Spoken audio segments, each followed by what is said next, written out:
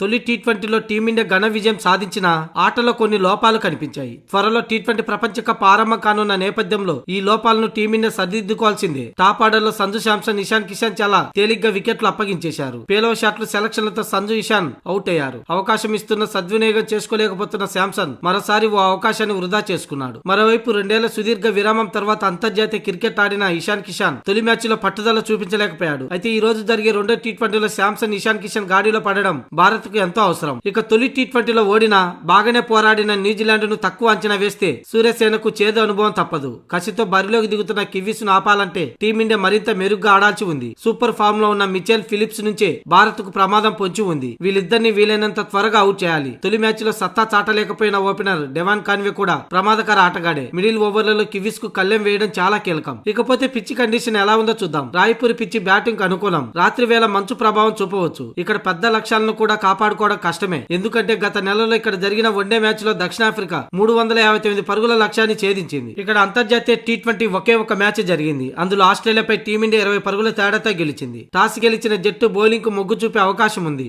Chasing అనుకూలంగా ఉండే ఈ పిచ్చిపై టాస్ ఎవరిదో చూడాలి.